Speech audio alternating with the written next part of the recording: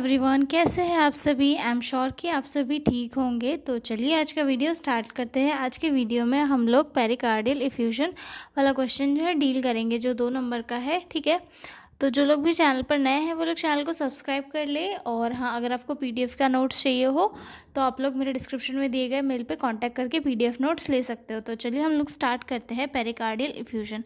Pericardial effusion समझने से पहले हमें थोड़ा सा हार्ट के बारे में जानना होगा, उसके बाद ही हम लोग जो है पेरिकार्डियल इफ्यूजन को समझ पाएंगे। तो जो हमारा हार्ट होता है, हार्ट को कवर करके 3 लेयर्स होती है, पेरिकार्डियम, मायोकार्डियम और एंडोकार्डियम।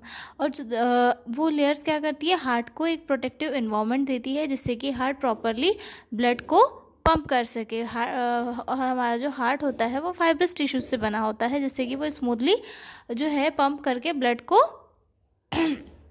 सारे ऑर्गन्स तक पहुंचा पाता है। ठीक है, तो जो हार्ट को कवर करके जो 3 लेयर होती है, पेरिकार्डियम, मायोकार्डियम देन एंडोकार्डियम, इन लेयर्स के बीच में जो आउटर लेयर होती है पेरिकार्डियम और जो मिडिल लेयर होती है मायोकार्डियम, इन दोनों के बीच में जो है एक खाली जगह होती है, एक स्पेस होती है जिसे हम पेरिकार्डियल स्पेस कहते हैं। और उस स्पेस के बीच में जो है एक लिक्विड प्रेजेंट होता है जिसे पेरिकार्डियल फ्लूइड कहा जाता है। ठीक है, और जब ये फ्लूइड जो है इसके अमाउंट में अगर ये ज़्यादा हो जाता है, मतलब इसका जो नॉर्मल अमाउंट है 10 से 50 ml मतलब मिलीलीटर का जो उसका अमाउंट है एक नॉर्मल व्यक्ति में होता है, तो अगर इससे ज़्यादा उसका अमाउंट हो जाता है तो उसे हम पेरिकार्डियल इफ्यूजन कहते हैं। इफ्यूजन वर्ड का मीनिंग ही ये होता है कि हमारी बॉडी में टिश्यूज, सेल्स के बीच में एक्स्ट्रा एबनॉर्मल फ्लूइड का कलेक्ट हो जाना। ठीक है, मतलब वहाँ पर जितना नॉर्मल फ्लूइड होता है उतना तो ठीक है, लेकिन अगर उसके अलावा एक्स्ट्रा फ्लूइड एक्यूमुलेट हो रहा है,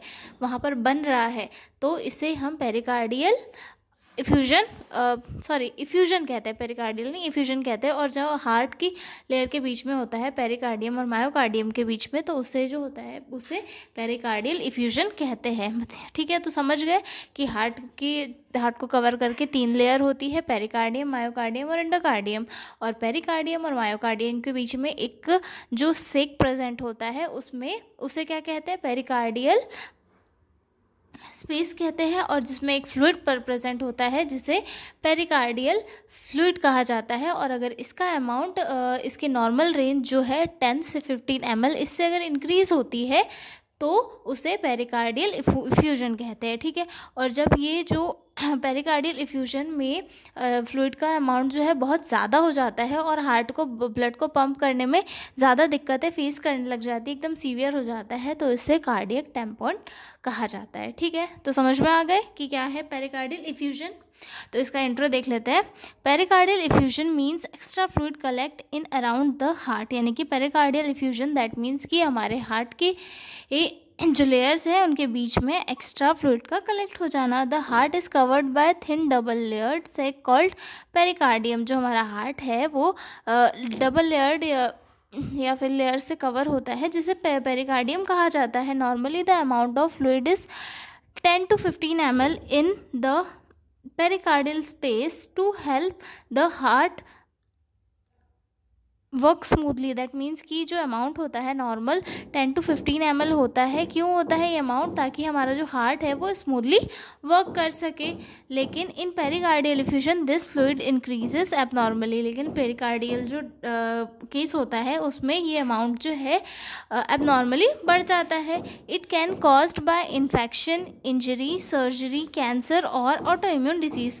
और ये किसी भी वजह से बढ़ सकता है, किसी इन्फेक्शन की वजह से बढ़ सकता है, किसी ऑटो इम्यून डिसीज़ की वजह से बढ़ सकता है, किसी इंजरी की वजह से बढ़ सकता है, या फिर किसी सर्जरी की वजह से किसी पेशेंट की बॉडी में बढ़ सकता है। ठीक है, ये जो हमारे गम्स में कैविटीज़ वगैरह होती है उनकी वजह से भी ये बढ़ता है। ठीक है, उसके बाद too much fluid can press on the heart and stop it from pumping properly called cardiac tampon in severe cases. यानी कि जो फ्लूइड होता है कभी कभी बहुत ज़्यादा ही बन जाता है जिससे कि हार्ट को पंप करने में दिक्कतें फेस करनी पड़ती है। ठीक है, जब दिक्कतें फेस करता है हार्ट तो वो एक सीवियर केस बन जाता है।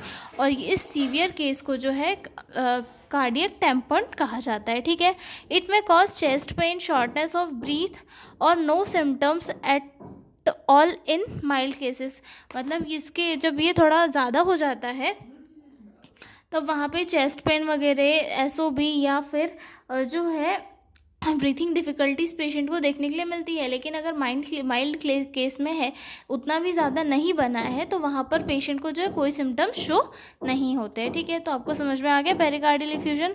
थोड़ी सी इसकी डेफिनेशन भी देख लेते हैं कि पेरिकार्डियल इफ्यूजन होता क्या है। तो पेरिकार्डियल इफ्यूजन जो है एक ऐसी कंडीशन है जहाँ पे एक्स्ट्रा फ्लूइड बिल्डअप हो जाता है in the space of around the heart inside the sac called pericardium. A pericardial effusion is a condition where extra fluid build up in the space around the heart inside the sac called pericardium। यानी कि pericardial effusion एक ऐसी condition है जहाँ पर extra fluid buildup हो जाता है एक ऐसी स्पेस में जो हार्ट को कवर करके रखती है, और उस स्पेस को पेरिकार्डियम कहते हैं। ठीक है, तो अगले वीडियो में देखेंगे इसके पैथोलॉजिकल चेंजेस। तो मिलते हैं अगले वीडियो में, तब तक के लिए बाय बाय।